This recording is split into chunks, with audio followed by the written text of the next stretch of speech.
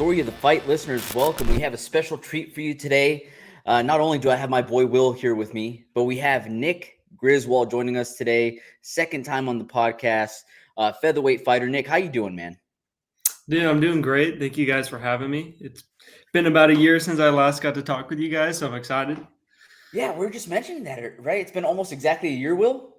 Yeah, it's crazy. It was like February 20 or February 5th. Now it's February 27th. But yeah, February 20 or February 5th last year.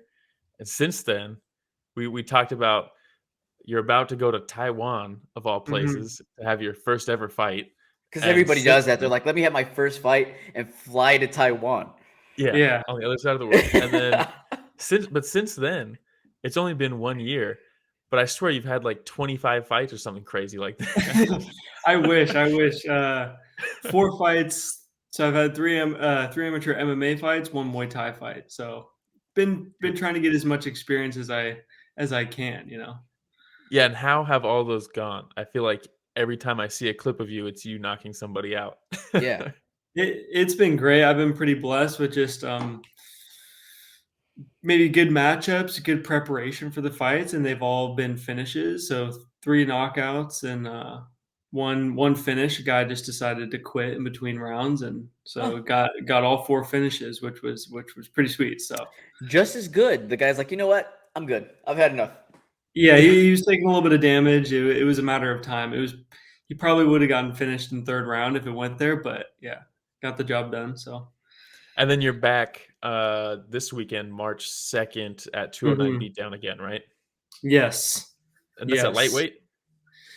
So originally it's at lightweight, but yesterday found out opponent pulled out. He got injured or maybe decided he didn't want to take that fight. So up a couple pounds at 160 against another 1-0 guy. So got to test myself again. You know, I know this guy will probably have some power, some strength at a little bit heavier weight class, but I've been pretty good with the preparation. I'm excited and kind of similar game plan. So looking forward to it.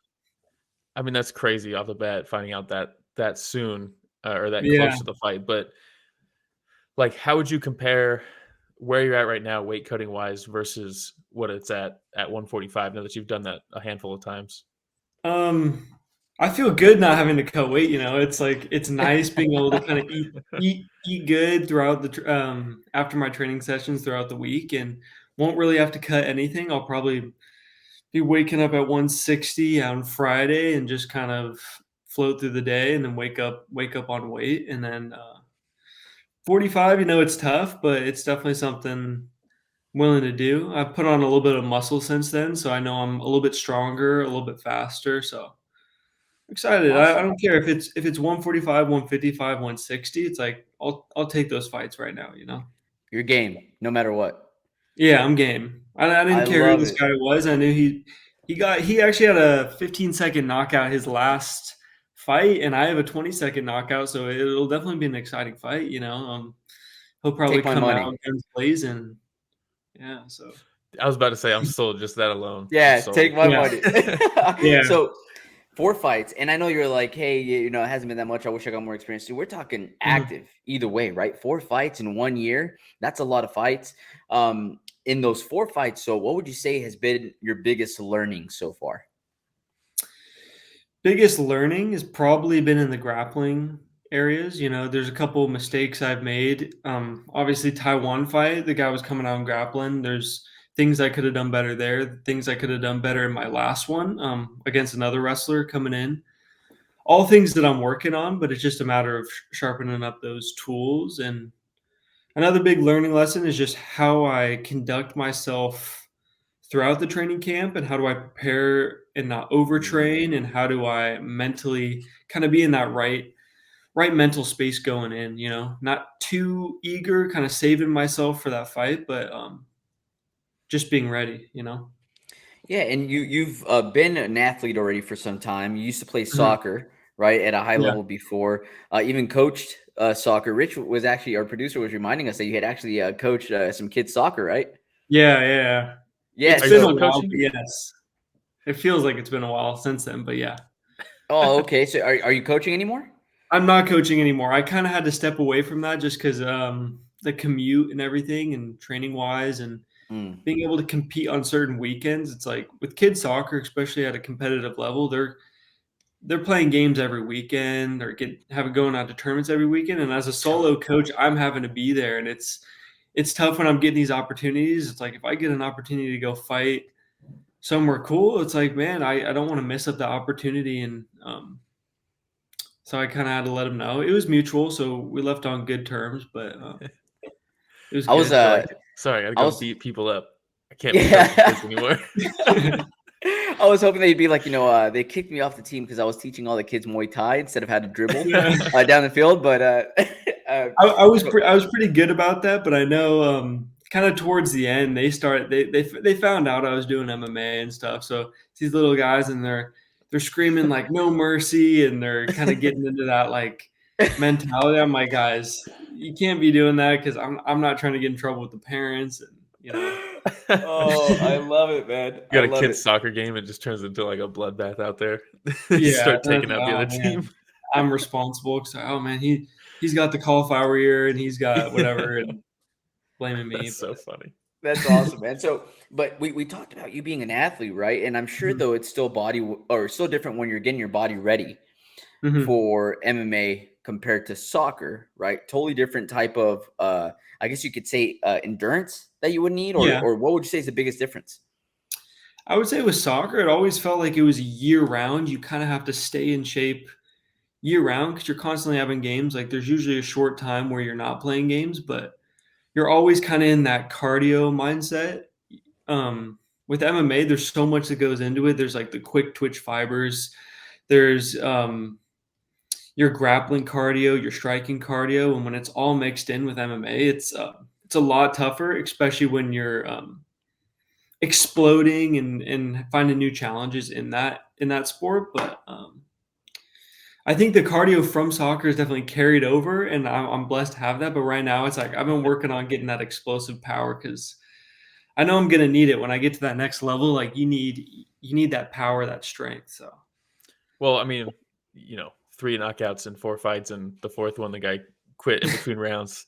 Seems like it might be there, but who really knows, I guess. But I mean, another thing that probably translated, I know Kai, when we first talked to Kai about you, he was like, I've never seen somebody who's just such a natural kicker coming into combat sports, and his kicking ability is like, it's already there. And that's something that they always talked about with like Jose Aldo, right? That was like the go-to. If the fight got a little slow, they're like, yeah, and Jose Aldo used to be a soccer player, and that's where his low kicks came from and all this stuff. And it's like, yeah, makes sense. the coordination, just the calves, like the stepping in, kicking. I'd like to be like Jose Aldo. He has that explosive power, Yeah, he's got that one hitter quitter, All right, so we have this next fight coming up, right? Anything that you're focusing on specifically, getting ready for this opponent? Big focus in training has just been overall becoming a better martial artist. I feel like I focused on my striking a lot. Had the Muay Thai fight. A lot of my fights have just been standing up. It's been nice. I've been the striker, but I'm ready to start mixing in and giving people trouble on the ground. I've been working on my ground game, my wrestling. Had a chance to compete in jiu-jitsu. So yeah, I'm ready to mix it up. We'll maybe see some takedowns, some level changes, and like GSP. Just being able to mix in everything at the right time. I think that's where people become the best, and you give people the biggest problems is when you can mix it in at any time. Yeah, that's the thing, right? Sport. Yeah, that's the thing. It's like, even if you don't necessarily land that takedown, it's like, oh, this guy, I thought this guy was a striker, and now he's shooting on me. Is that what he's doing this whole fight? And meanwhile, you're putting your hands together, putting kicks together, and then, that type, being able to show things, even if it's not necessarily what you're going to go for in the fight, can complete the whole game, right? Yeah, there's so many things to think about in MMA. It's like you're constantly having different things thrown at you: kicks, punches, takedowns. So if you can put those all in the right spots, you can be real dangerous to some of these higher level guys. And what's the difference, like obviously, and who, I don't know, I've never been in a professional fight, right? But or an amateur fight. But having multiple MMA matches and then the Muay Thai fight, how like present are you in those fights, and like how different is the mentality in the fight when it's Muay Thai versus MMA? Like, are you constantly thinking about what if he shoots, all this type of stuff in an MMA? In MMA, yes, just because I feel like a lot of my opponents I knew had the chance of level changing, so I'm kind of thinking about that, and there's been a couple times you get distracted with the hands coming forward and they just shoot right underneath you, and it's a problem because you can't get that rhythm going. So if I can kind of learn from those guys, like the lessons I'm learning, and apply it to some of these other guys, make them think I'm striking, get on a leg, take them down, or make them think I'm taking them down, get the hands going together. So just trying to learn from everyone, regardless who it is, you know? By the way, you're talking about takedowns right now. I'm Mhm. watching the highlights from the Grappling X tournament as we speak. Your Yeah. single leg takedown, solid. Single leg Mhm. drag, fantastic, man. Neon belly transition to full mount, money. Uh-huh. So, dude, the grappling, you said that's one of the things that you're really working on, right? And one of Yeah. the things that you've learned the most here in this last year. You're seeing it, Mhm. man. So, kudos to Yeah. you, props Thank to you, you. man. Looking really good. Thank you. Thank you. Been having a And chance also, to excellent choice on the 21 Savage Red Rum for the song background, for the music thank background. you. So, I great thought job. I thought it was working pretty good, you know. Really good. There's your "Hey fellow kids" moment from Ramiro. He's about to come out with the skateboard. Yeah. Hey. No, man, but was there anything else that you really wanted to cover while you were on, Nick? Man, what's up with you guys? How is the I always see you guys kind of going to different places, supporting different fighters. So how's that going? Dude, it's been I don't know like what our goals or expectations were when we started this thing, but like we're at now way bigger than we ever thought we would be, Mhm. and going to events, and I got to commentate a local fight for Yeah, I saw a that. Santa Cruz fight. That was sick.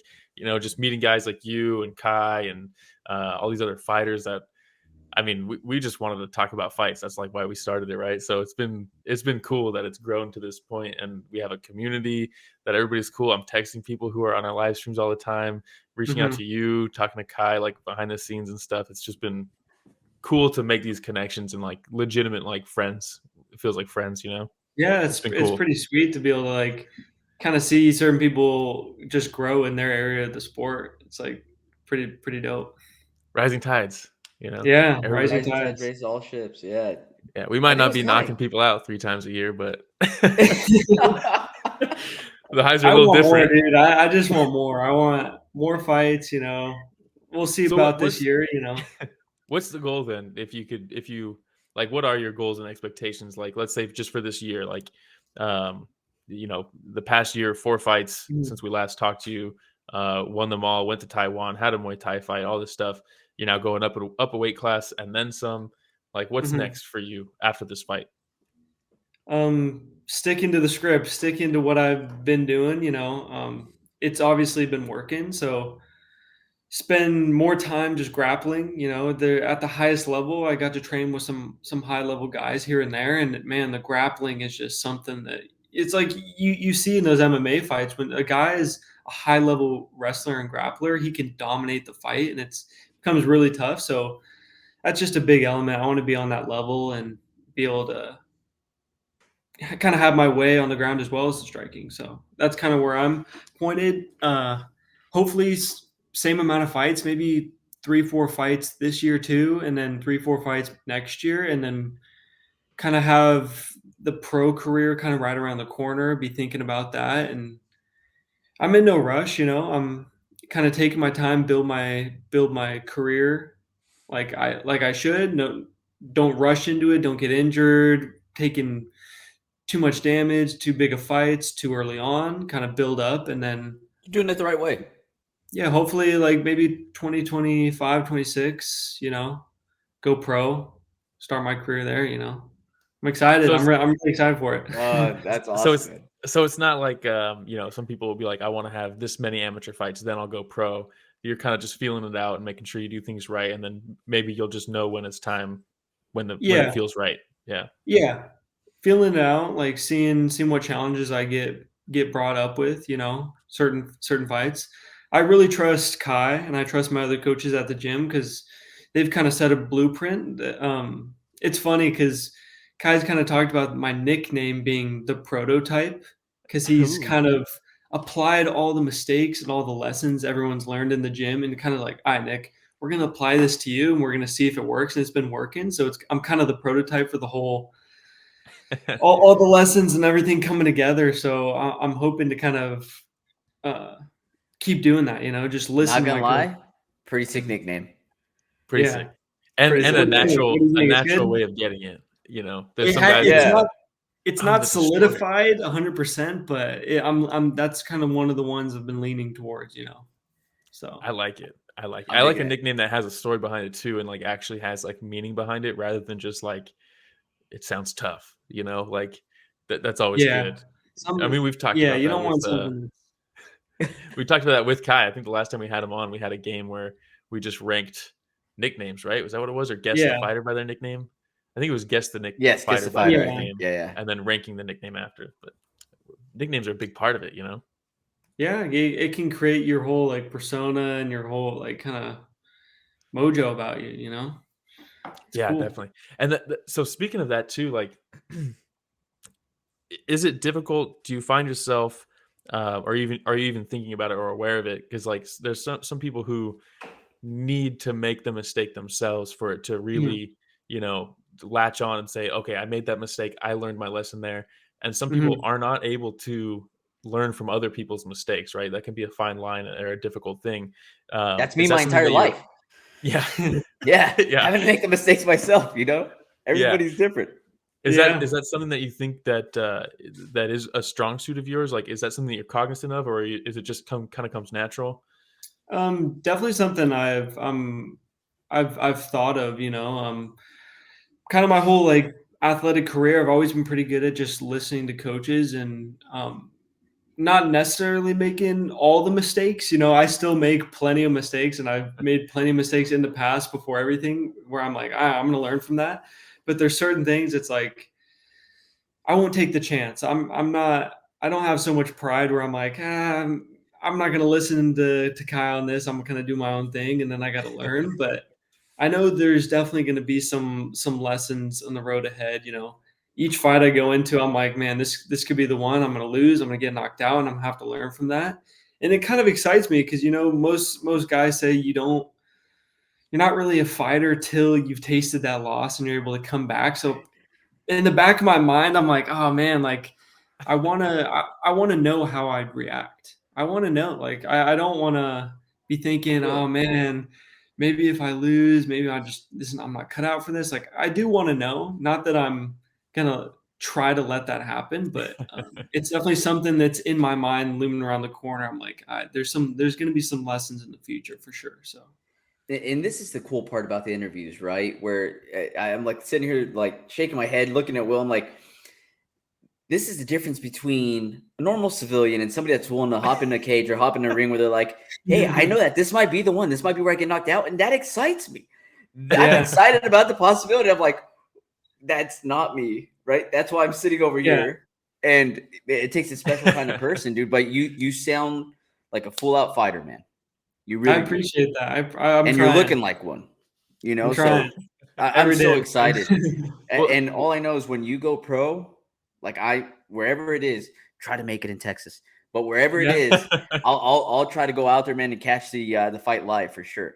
Yeah, or that'd if you be keep it in awesome. NorCal, keeping it in Yeah. NorCal also works well for some of Everywhere. us. Fight everywhere, Yeah, I but love it. Possibilities are endless, Fighting Taiwan again, who knows, Yeah, that's fighting it. fighting Russia, fight some Russians. Yeah, there well, you go, man.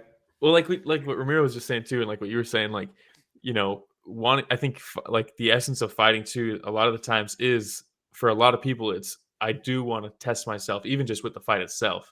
Like Mhm, how do I deal with something like that, where somebody's actively trying to take me out, right? Like how mhm, do I? You can learn about yourself through that, and then now you've done that, and now it's how do I deal with a loss? Like that keeps going, and I think trying to mhm. like you can really find out, and it's not just with fighting, but I think a lot of the times fighting is almost like you can draw parallels from fighting just to like any day ordinary life, right? And I think Yeah. trying to find that out about yourself, test yourself in a fight, test yourself how you come back with a loss or how you come back from a loss, right? You can find out about yourself and apply that to so many other things in life. And, something gets hard in life and you're like, well, this isn't as bad as me getting knocked out or whatever it was when back in the day when Yeah. that happened, like I think that's really, really cool that's something that you're pursuing.